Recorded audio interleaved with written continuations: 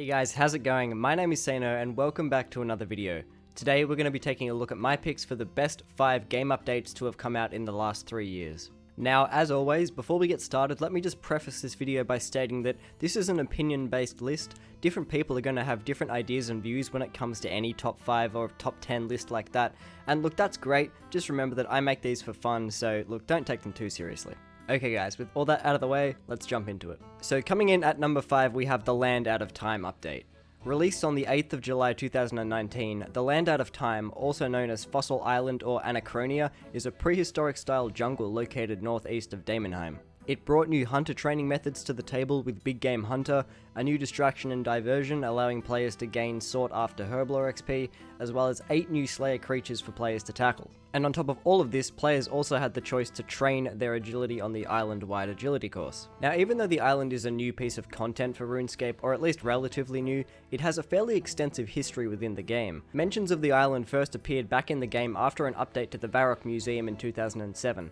The island was spoken of by the museum's curator, Haig Halen, who mentioned that researching the yet unexplored island was one of Rework Museum's greatest projects. Fossil Island was also mentioned in a lore livestream back in 2012 as a massive project that had been talked about for years but was yet to be undertook by the Jagex staff. During the lead up to the release date, players were able to partake in a 2-week event aiding the museum in the construction of the Stormbreaker, the ship that was due to bridge the gap between the mainland and Anachronia. Okay, and coming in at number 4, we have the 3rd elite dungeon, the Shadow Reef. Released on the 25th of February 2019, the Shadow Reef is the 3rd elite dungeon, a 1 to 3 player combat/narrative experience that rewards unique loot and dungeoneering experience and tokens. Now personally, this piece of content isn't something that I really do at all. I'm just not a PVMer. However, with that being said, I understand that ED3 is one of the most popular methods for combat training, GP generation, and token farming, so it would be foolish of me to leave it off the list. The Shadow Reef offers many great benefits to a wide variety of players, allowing higher level players to fight all the way through for a chance at those prestigious drops,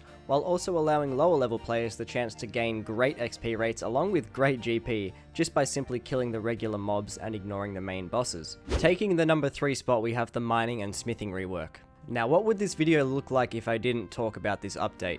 Being one of my favorite updates of all time, not only did this rework revive the mining and smithing economies, but it also brought much needed life back into free-to-play, as well as bringing in some new tiers of ores and equipment to keep players engaged all throughout their leveling. The mining and smithing skills received a significant rework on the 7th of January 2019.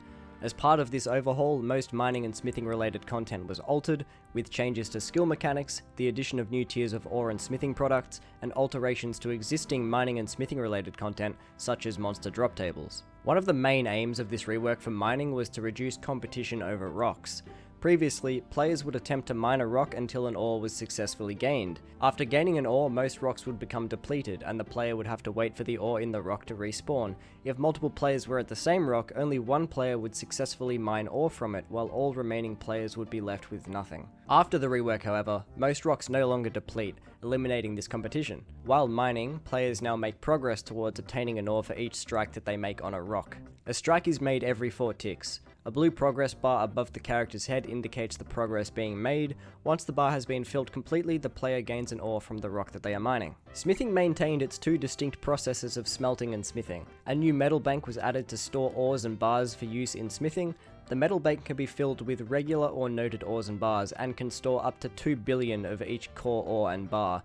This being just off script, I had no idea you could store 2 billion of each ore and bar. That's fucking insane. 2 billion of each. Prior to the rework, smithing an item required a different number of bars depending on the type of item being smithed. Upon creating the item, smithing experience was awarded depending on the number of bars being used. The amount of experience per bar was the same for all items.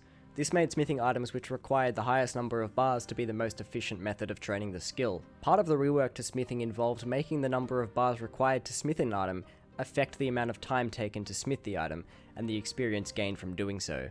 After the rework, no matter what type of item is created from a type of bar, the experience per hour should remain around the same. Now look, I'd love to sit here and talk more about this update, but we'll be here all day if I do so, and this video needs to be wrapped up. If you guys want, I can make a video looking at the mining and smithing rework as a single update, just let me know. Alright, and in at the number 2 spot we have the player-owned farms. This update alone saved the farming skill for me.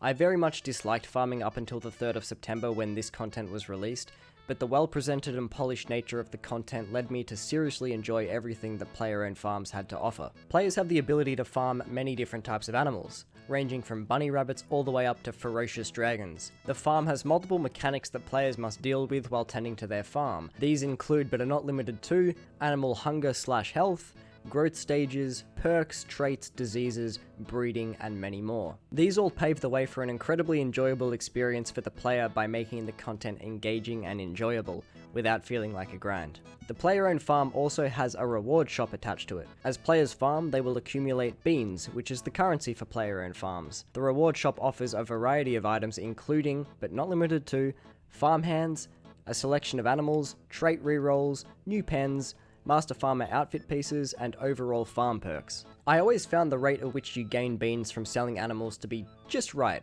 It doesn't seem to take overly long to gather X amount, but you don't gather them stupidly fast either. There's nothing else to say. It's polished content, player-owned farms have hours of entertainment ready to be tapped into. And finally, we come to number 1, the clue scroll overhaul. So there's no doubt about the fact that I love doing clue scrolls. There's just something about opening reward caskets that could potentially be worth billions of GP that, I don't know man, it's just... it could be my crippling gambling addiction talking, but I don't know. This update brought us stackable clue scrolls and caskets, something that I've personally wanted for years. We got improved drop tables and a hub for all our clue scroll needs. Are you a newer player struggling with a clue scroll that just seems too difficult? No problem, just simply trade it into Zeta, southwest of the GE, for an easier one. With many quality of life changes, we were also able to finally start building hidey holes to store our remote clue items in. This update also gave us clue scroll high scores and a collection log, something that any collector would be grateful for. Well guys, that's going to do it for this video. I hope you enjoyed. As I said at the beginning, don't take this list too seriously, I just made it for a bit of fun. Do you have your own list that you want to share? Post it in the comments and let me know. Let's get some discussions going guys, I really love reading the comments. Alright, as I said, I hope you enjoyed. If you did, why not let me know by leaving a like and a comment. Comments and likes seriously help me out in the algorithm, so I would greatly appreciate that. Anyway guys, that's it from me. My name is Sano, thank you for tuning in. I will see you in the next one. See you guys.